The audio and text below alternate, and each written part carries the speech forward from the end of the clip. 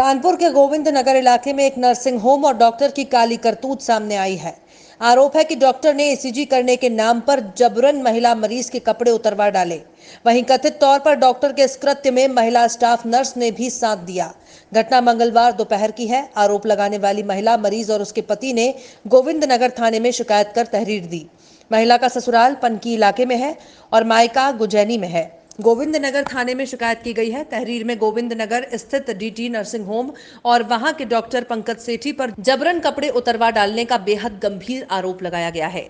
तहरीर देने 24 घंटे तक आरोपी डॉक्टर और नर्सिंग होम पर कोई कार्रवाई या पूछताछ तक नहीं किए जाने से नाराज महिला और पति परिजनों के संग थाने पहुंच गए। वहां पर पुलिस द्वारा टालमटोल किए जाने पर हंगामा किया। मीडिया के सामने महिला के पति ने कहा कि वो खुद मेडिकल फील्ड में कार्यरत है, उसको अच्छी तरह मालूम है कि ईसीजी कैसे होती है। जबरन पत्नी के प्राइवेट पार्ट से कपड़े हटवाने का कोई औचित्य नहीं था। महिला के अनुसार विरोध करने पर महिला नर्स ने भी बदसलूकी की। कहा, हमारे डॉक्टर का आदेश है, वैसे ही करना पड़ेगा। डॉक्टर ने जब ईसीजी हो रहा था उसका, तो उसके जो मेडिकल प्रोसीजर के अंडर जो भी कपड़े उतरवाने का आरोप लगाए हैं, वहाँ पे ये जांच जो है वो हमने सीओ गोविंद नगर को दी है। उस प्रकरण की पूरी गहनता से वो जांच कर रहे हैं। जो भी मेडिकल प्रोटोकॉल में वहाँ पे महिला नर्स प्रेजेंट होती हैं डॉक्टर के साथ, वो फॉलो किया गया या नहीं किया गया, उस पर जांच कर जो जांच की जो उसमें रिजल्ट आएगा उसके बेसिस पे कार्रवाई की जाएगी। और जैसे कि एक ऑपरेशन के पहले या लेप्रोस्कोपी सर्जरी कराना था, उसके पहले एक प्री चेकअप होते हैं। वो चेकअप कराने के लिए हम जगह जगह जा रहे थे, जैसे पालीवाल है और डायग्नोसिस सेंटर से हम सब चेकअप करवा रहे थे। तो ईसीजी करवाना था, तो बताया गया कि यहाँ पर ईसीजी होता है। आदर्श गोविंद नगर में आदर्श डायग्नोसिस सेंटर, उन्होंने कहा था डीटी नर्सिंग होम में ईसीजी होता है, वहाँ ले लीजिए, ईसीजी करके आपको रिपोर्ट दे देंगे। जब वहाँ पे ईसीजी कराने गए तो वहाँ पर उन्होंने पहले 500 रुपये मांगे। जब मैंने कहा कि नहीं 500 नहीं पड़ता, 250-300 रुपये में ईसीजी होता है, तो 350 रुपये में ईसीजी करने को वो लोग तैयार हो गए। बल्कि घर से मैं उसको पहले से हल्के कपड़े पहना के ले गया था, क्योंकि मैं भी स्टाफ का हूँ, ये जानता हूँ कि ईसीजी कैसे होता है।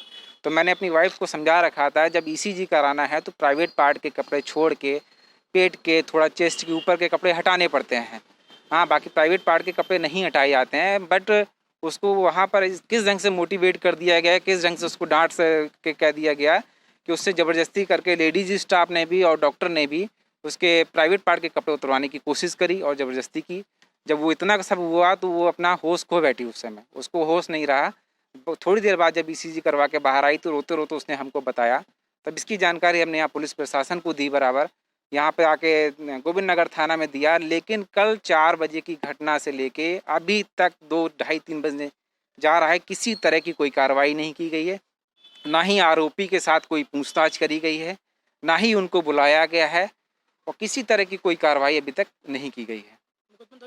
मुकदमा दर्ज नहीं किया गया है। एक केवल स्लिप पे हमारा लिखा गया है कि आपके साथ क्या हुआ, घटना का क्या है कि बस आश्वासन दिया गया है, जाइए अभी हम बुलाते हैं, और अभी तक किसी तरह की कोई कार्रवाई नहीं की गई है। कौन सा हॉस्पिटल था और डॉक्टर? डीटी नर्सिंग होम है और डॉक्टर का नाम है पंकज सेठी। और यहाँ पर आने के बाद जो लेडीज़ यहाँ की सिपाही हैं उनसे मेरी बातचीत हुई, तो उन्होंने कहा कि ये तो वो डॉक्टर हैं, 65 साल के हैं, उनका दोनों किडनी फेल हैं, वो इस तरह की हरकत कैसे कर सकते हैं। हाँ, ये तो सभी अपराधी की एक घटना है। वो रहते हैं, मुंह से बोलते रहते हैं कि नहीं ये तो कोई भी नहीं, ऐसा डॉक्टर नहीं कर सकता है। क्यों नहीं कर सकता है? हाँ,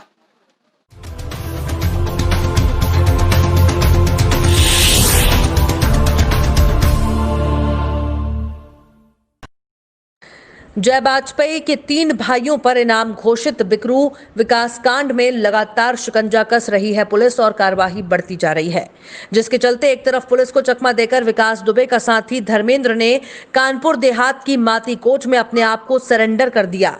वहीं दूसरी तरफ विकास दुबे के खजांची कहे जाने वाले जय वाजपेयी के 3 भाइयों पर भी कार्यवाही तेज कर दी है, जिसके चलते पुलिस ने 3 भाइयों के खिलाफ गैंगस्टर के तहत 25-25 हजार का इनाम घोषित कर दिया है। देखिए, कुछ वेपन उसमें से रिकवर हुए हैं। ये कहना तो गलत होगा कि वेपन रिकवर नहीं हुए, लेकिन हाँ कुछ वेपन रिकवर होने अभी शेष हैं, कुछ अपराधियों की गिरफ्तारी होनी शेष है, और जो अपराधी सरेंडर किए हैं उनको पुलिस रिमांड पे लाना अभी शेष है। तो जब ये सारी कार्रवाइयाँ होंगी तो मुझे 100% यकीन है कि मेरी टीमें बहुत एक्टिवली लगी है, इसमें एसटीएफ भी लगी है। हम 100% जो भी वेपन उसमें इस्तेमाल हुए हैं वो सब रिकवर करेंगे। जो भी एमुनिशन उसमें नहीं यूज़ हो पाया उन वेपन्स का वो भी हम रिकवर करेंगे।